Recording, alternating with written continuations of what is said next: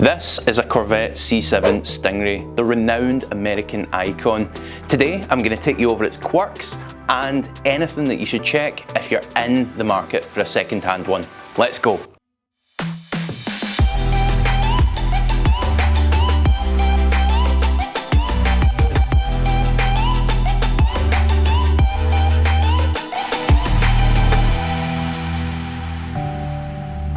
This Corvette has been very kindly provided to us today by Bill's Automotive Detailing.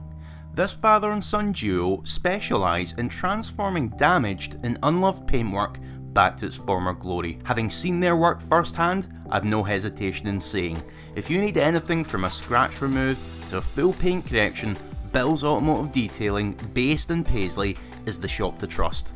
If you'd like to find out more, I'll add all their details to the description of this video. Since 1953, Corvettes have been constructed from glass fibre, opposed to the more usual steel or aluminium. The upshot of that means if it takes a hit hard enough, it's not going to dent, it's going to crack. So make sure we go around each individual panel and check for even subtle cracking. Now when it comes to the actual panel alignment and colour match, real easy there. It's like any other car. We're looking for any glaringly obvious different colours panel to panel. And in terms of the panel gaps, well, certainly on this car, and as you would expect, they're all pretty consistent and tightly toleranced. Now being a Euro spec car, it's got a few extra goodies, this one, in the form of the Z51 package. Now specifically, that includes dual mode exhausts, it's got an E-diff on the rear wheels, it's also got 5 more horsepower, bringing it up to a total of 460. It's actually got closer gear ratios, bigger brakes, better cooling, 20-inch rear wheels, active magnetic handling with Corvette's own performance traction management. And breathe, what it's also got is the C5 race car inspired venting up front here. This helps to reduce front end lift at higher speeds, and it also helps with cooling. Pretty smart. Here's another interesting little quirk. On the Z51 package, these vents are actually used. If you don't have that Z51 package though, they're just fake, which ain't that cool. So one other thing the Z51 package gives you is a dry sump setup. Now with the dry sump, you don't need to worry about any oil starvation issues. So if you do a lot of track time or even fast road driving, it's ideal. However, there is one caveat with it, and that is you must follow a very specific process when it comes to checking the oil level, otherwise you're at risk of overfilling it. So it may be worth asking the seller if he or she is familiar with that process, maybe even have them take you through it to make sure they've been checking the oil level correctly. So obviously, big appeal of this car is it's got this beautiful V8 engine, but it's not actually always a V8. It's got cylinder deactivation. So if you're just cruising along the highway or motorway here in the UK, it'll actually shut down 4 of the cylinders and give you fuel economy that of a 4-cylinder engine. Really, really cool. So this 6.2 litre V8 LT1 engine gets the car to 60 in under 4 seconds. It also propels the car to, as near as makes no difference, 190 miles an hour. So it's not exactly slow. However, it doesn't stop people from fettling with it and trying to extract even more performance. So modifications can be quite common.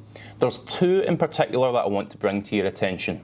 Number 1 is decatting. Number 2 is the cams. It's common to swap out the cams.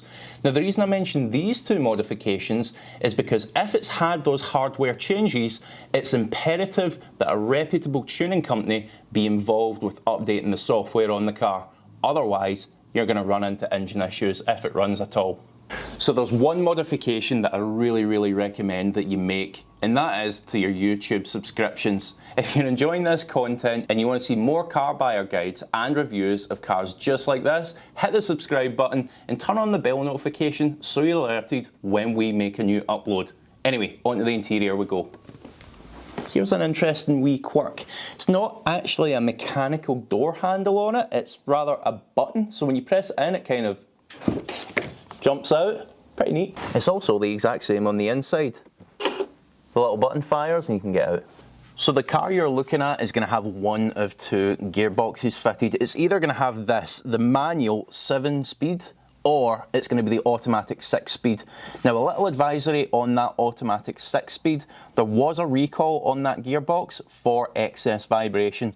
So definitely if the car you're looking at has that automatic gearbox fitted, make sure it's not really harsh with the vibration. Now, the fix wasn't massive. It was basically a gearbox oil flush and refill with a better grade of oil. But still, it's worthwhile being aware of these things up front. Now, if you go for the 7-speed manual, you get paddles, oddly. So the paddles aren't actually used for gear selection, rather they're used to turn on or off the Corvette's rev match system. Now that's an active system that will essentially heel and toe for you. So as you're slowing down, going back through the gears, the car's going to blip the throttle to give you seamless gear changes every time. And honestly, I just think that's one of the coolest features in this car. Really, really smart. This is the point where if you've got a buddy with you, ideal. Stand he or she at the rear of the car and make sure there's no blue smoke on startup. Now, what you'll notice with the Corvette is it won't allow you to rev past a certain RPM when it's cold. We shouldn't really be doing that anyway, but the Corvette does have a built-in rev limiter until it's up to temp. That's totally normal. Now, it's important to mention as well that once the car is up and running and off of that initial cold start, it does settle into a steady idle. It's not an old school drag racer with loads of vibration and lumpy cams. It really is quite refined. So if someone's telling you otherwise, especially if they're trying to sell you the car, be very wary of that. Certainly not the case with this car. So something else pretty neat as well is just how quick and easy it is to change it from a hardtop into a convertible. As you can see here, it literally takes a couple of seconds, and even if you're alone, you don't necessarily need help to do it because it's so lightweight. And once you've got it off, fits right in the boot or trunk.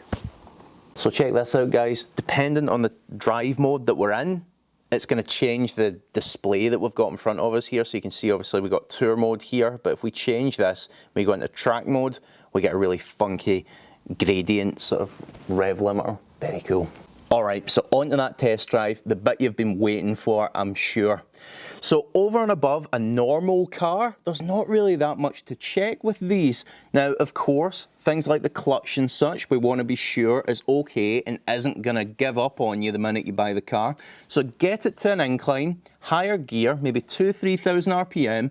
Bear in mind that's a big naturally aspirated V8, so it's got a lot of torque, so you're going to notice a slip in clutch the minute you nail that throttle. Make sure the revs rise proportionally to the vehicle speed.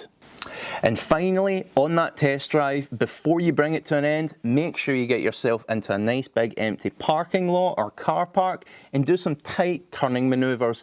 Again, we can listen to the front end, make sure the suspension isn't making any excess creaking or anything of that nature, but specifically have a listen to the rear differential. That is when we're going to be taxing it the most, and if something's wrong there, we're going to hear it clunk or groan.